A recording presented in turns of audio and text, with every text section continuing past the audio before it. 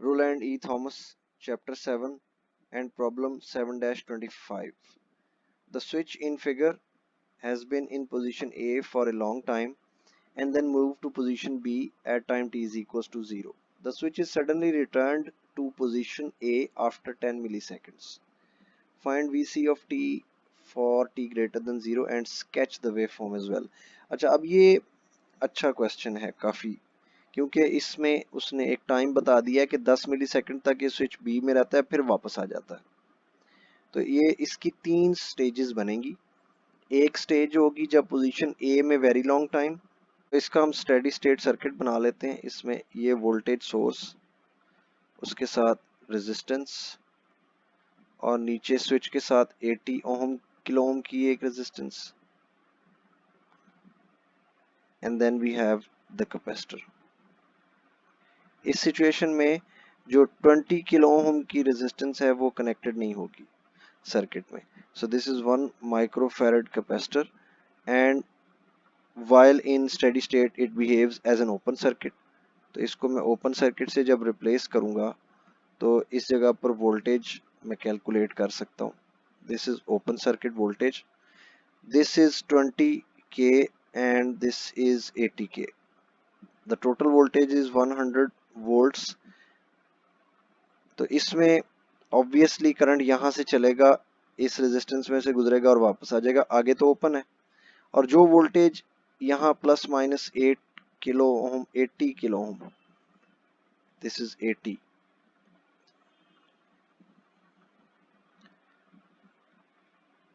तो ये 80 kilo ohm के अक्रॉस जो भी वोल्टेज होगी, this voltage will be equal to VC0, और इस सिचुएशन में ये 8 आ जाएगी, 80 वोल्ट्स आ जाएगा, 80 वोल्ट्स,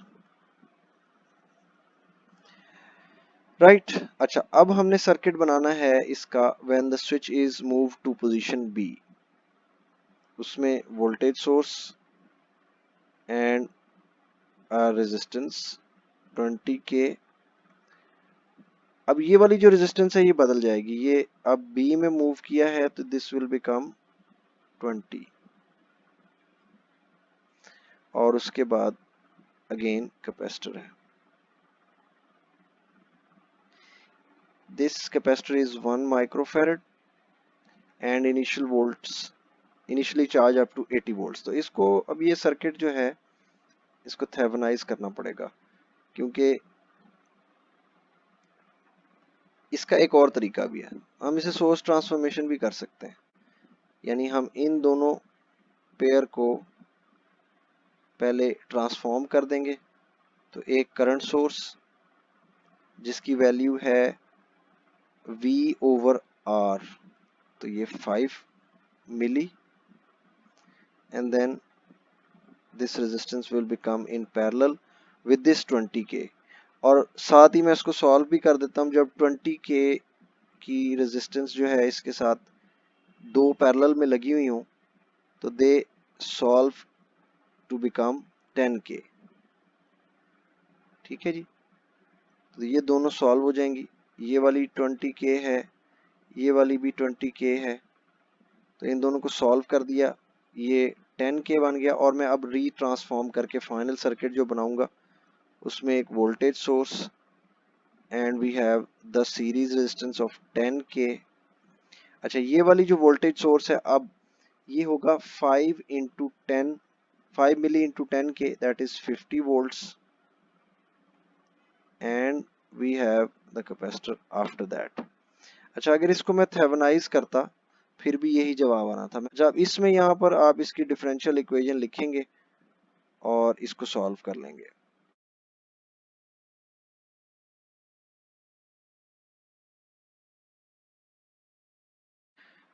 तो अब इसमें ये वाला जो सारा सेक्शन है, this is capital A and this is small A. फिर and the rest of the procedure is fairly simple. तो इसमें हम VC ऑफ टी की जो वैल्यूज हैं एक्टिव वेरिएबल की वो लिख लेते हैं। K1 की वैल्यू होती है capital A over small A, तो ये 50 आ जाएगी, और K1 plus K2 is equal to initial conditions. अब इनिशियल कंडीशंस जो हैं वो क्या है, 80 volts, this is 80, and K1 is 50 plus K2, तो इसमें जो जवाब आएगा K2 will be equal to 30, 80 minus 50 is 30, तो K2 will be equal to plus 30 e raised to the power minus टॉ। अच्छा, अब ये टॉ की वैल्यू है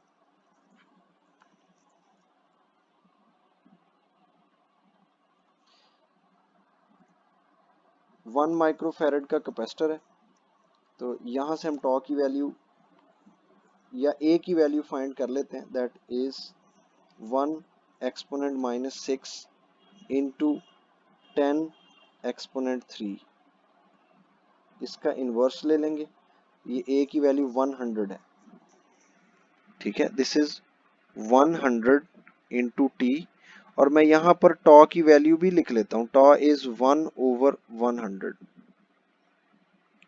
right, so this is also equal to 0.01 seconds, or you can also write it as 1 2 and 3 10 milliseconds। अच्छा, अब यहाँ पर इस मैंने नॉर्मली किसी सवाल में इसको एम्फेसाइज इसलिए नहीं किया क्योंकि इसकी वैल्यू यहाँ तक महदूद होती है, और ग्राफ में आपने 5 टाइम कॉन्स्टेंट्स ड्रा करने होते हैं, वहां तक बस चाहिए होती है। अब यहाँ पर जो कैलकुलेशंस हैं उसमें किसी हद तक इसकी इन्वॉल्वमेंट है, इस वजह से इसको मैंने एम्फेसाइज किया। यहाँ पर देखें उसने कहा 10 मिली सेकेंड्स के बाद स्विच जो है वो वापस रिटर्न कर रहे हैं, तो इसका अब ग्राफ ड्रा करना है। जब दोबारा से स्विच जो है वो ए पोजीशन में आएगा, तो अब ये तीसरी बार इसको सॉल्व करना पड़ेगा, ठीक है, और इस दफा इसकी इनिशियल कंडीशंस के ऊपर आपने गौर करना है कि 1 टाइम कांस्टेंट के बाद जो एक्सपोनेंशियल की वैल्यू है वो कहां तक पहुंचेगी। सबसे पहले हम इसको ड्रॉ कर लेते हैं ताकि ये समझ आ जाए। इसकी वैल्यू स्टार्ट होगी फ्रॉम 80, लेट्स से कि यहाँ 80 है, 80 से ये कम होके 1 टाइम कांस्टेंट तक जो इसका डिफरेंस है वो क्या होगा, this will B, this value after 1 time constant will be 36% of this original value. अच्छा, इसकी ओरिजिनल वैल्यू है 30, मैक्सिमम वैल्यू है 30, तो 30 का 36% आपने फाइंड करना है, ठीक है। फर्स्ट टाइम कांस्टेंट के बाद ये वैल्यू कम हो जाएगी, कितनी कम हो जाएगी, 36% ऑफ 30, 30.36 इंटू 30, ये 10.8 आ गया, ठीक है। So after first time constant इसकी वैल्यू हो जाएगी 50 प्लस 10.8, this will be 60.8, ठीक है, and this value will be after 10 milliseconds, ठीक है, तो यहां से ये कम होके, अच्छा ये वैल्यू है जी 60.8, 60.8 तक आ गई। अच्छा, अब इसके बाद दोबारा से स्विच ऑन कर दिया गया है। जब स्विच ऑन होगा तो अब एक और सर्किट आपको बनाना पड़ेगा जिसमें वही वाली वोल्टेज सोर्स 100 वोल्ट्स की, और इस दफा रेजिस्टेंस जो है वो कौन सी लगी हुई है, 80 की, दोबारा से ए में चला गया, ये देखें ये 20K तो हर सिचुएशन में लगी रहेगी, जब दोबारा ए के साथ स्विच कनेक्ट हो गया तो इसका मतलब है 80K की रेजिस्टेंस जो है वो अब लगी हुई है। So this will have 20K। अच्छा, ये इतना सर्किट अलहदा है, यहाँ पर this is 80K and then the capacitor. अब इस सिचुएशन में देखें इसकी इनिशियल कंडीशंस क्या है? Now the capacitor is now on 60.8 volts initial conditions. अब ये दोबारा से क्वेश्चन को सॉल्व करना पड़ेगा जिसमें इनिशियल कंडीशंस जो है वो 60.8 है। ठीक है, तो इस सारे प्रोसीजर को करने के बाद मैं जो आखिर में जवाब आएगा वो आपके साथ शेयर कर लेता हूँ।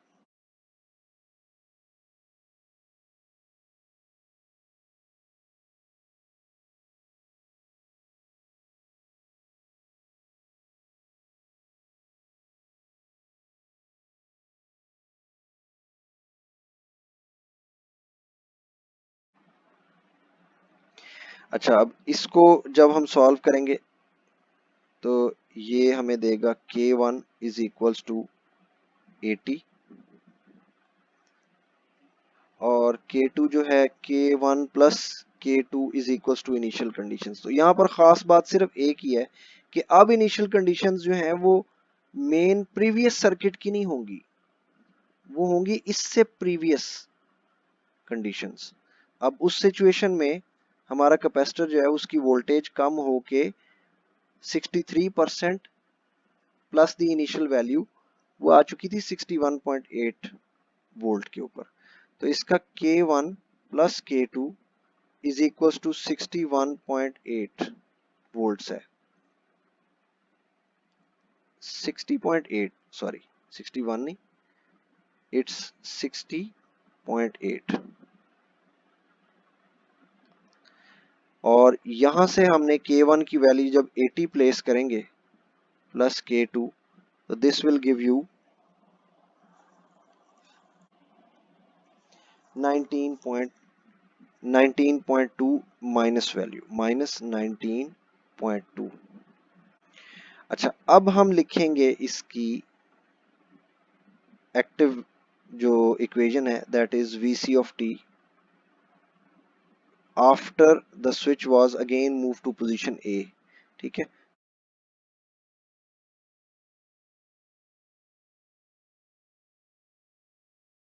पहले देखें टाइम कांस्टेंट जो था वो 10 मिली सेकेंड्स था और अब जो है वो 16 मिली सेकेंड्स हो गया। 16 milli seconds the time because of the 80 kilo ohm has increase, जो टाइम कांस्टेंट है वो बढ़ गया। ठीक है, तो अब 16 मिली सेकेंड्स के बाद, अच्छा तो अब देखें यहाँ पर इसकी वैल्यू मैक्सिमम कहाँ तक जाएगी। ठीक है, इसकी value before this everything was equal to 80 minus 19.2 is 60.8। ठीक है, when the time is placed at 0। उसके बाद इसकी इंफिनिटी पे वैल्यू हो जाएगी, this will all become 0 and maximum 80 तक जाएगी। ठीक है, तो यहाँ पर अब इसको ड्रॉ करके देखते हैं कि ये 68 तक गया, दोबारा इसने 80 तक पहुंच जाना है और this will B an increasing exponential और ये दोबारा 80 तक पहुंच जाएगा। ये आपने इस तरीके से इसको एलेबोरेट करना है कि ये 80 तक दोबारा चला गया और ये कितने टाइम कांस्टेंट्स के बाद जाएगा। It will take 5 time constants और 1 टाइम कांस्टेंट जो है वो 16 मिली सेकेंड्स है। ठीक है, तो यहाँ पर इसको एलेबोरेट करना जरूरी है कि यहाँ से आगे 10 यहाँ तक है, तो this will be 26 milliseconds एक,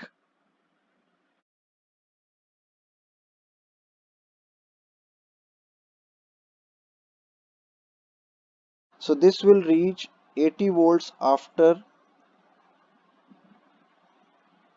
90 milliseconds। इस तरह से करके ड्रॉ करना है आपने। ठीक है जी, this is all for this question.